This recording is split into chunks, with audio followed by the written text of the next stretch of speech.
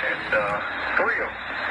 I don't know. I've probably got 100 emails today, maybe even a little more. And it's been like that since probably Saturday or Sunday. Not requesting health and welfare, just as, hey, we're hearing you, good job, that type of thing. But 3 emails I received today, one of those, 3 of them really upset me. One of them I already told you about the whole going up and, rambling, the communications thing there that we had taken care of. Another one that came in is when I stepped away.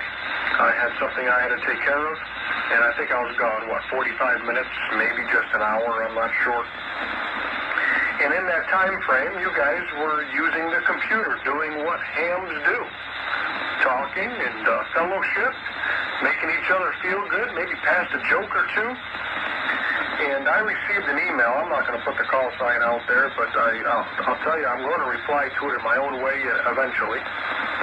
And he said something to the effect, you guys got thousands of people listening to you, and you're talking about, the tree down and going to go get something to eat was one of the things. He went on a list of things that you guys shouldn't be talking about. This coming from a guy sitting in his air-conditioned office or his air-conditioned trailer, because only somebody down on their luck would send something like that. And I tell you what, it really upset me. He's got his air conditioning. He's got his Pepsi nice with ice in it. He's got his his iPhone 6 in his hand.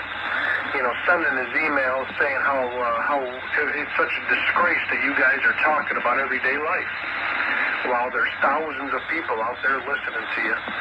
And I said to myself, when I read it, this is what this guy's complaining about? People back to a mental state of normalcy? You guys finally able to put food in your mouths and drink a sip of cold water or your favorite beverage that's finally starting to hit the store shelves? This is what this guy's upset about? I will reply to it, and I'll take care of it, but boy, there's one more email that really upset me today, and between now and the time I go to bed tonight, whoever's going to say something that's going to trigger me to say it. But guys, this has been the honor of my life talking to y'all. I'm a pretty busy guy in my everyday life, and to put things on hold to help you guys and get you guys through and give you directions and pass traffic of a generator at the camping store. This is what ham radio is all about. And for the people listening to us that are not ham radio operators, listening to us on Broadcastify, or like my buddy who stopped over earlier today because this happened and he bought ham radios and he's excited about getting into it. This is the stuff that ham radio is all about. Fellowship. People always ask me, what does ham radio stand for? And I always chuckle and I go, I got no idea, but I came up with my own acronym for that.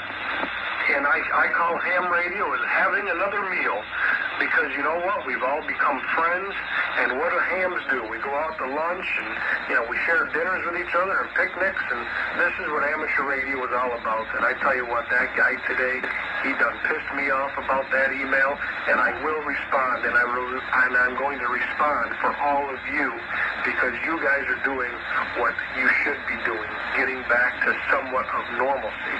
That's the end of my soapbox. K2DMG. And I'm going to add, this morning I went to the gas station, found gas, found ice, came home, supplied my mother, then I came home, I did work here, cleaning up this mess.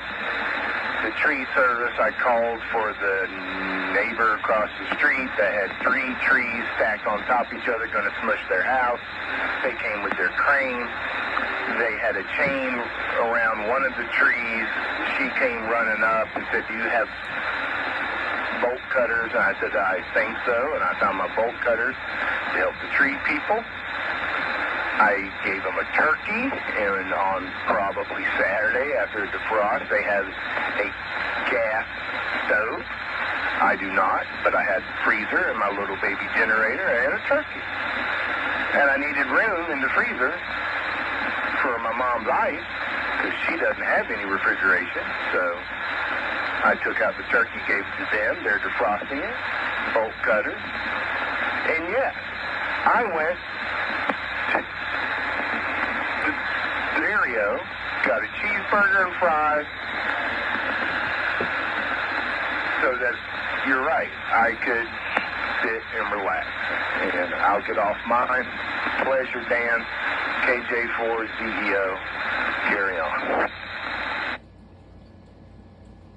Yeah, okay, so the HAM for ham radio operators stems from the history where one of the first radio clubs, the first amateur radio station that was operated by some dudes from the Harvard Radio Club is what it says. And they were Albert S. Hyman, Bob Elmy, and Poogie Murray. Okay, and they first called their station the Hyman Elmy Murray, or HAM. And because of that self-assigned call name that they gave their little radio station, HAM, from that point on, all amateur radio operators became hams. So, just a little bit of ham history there.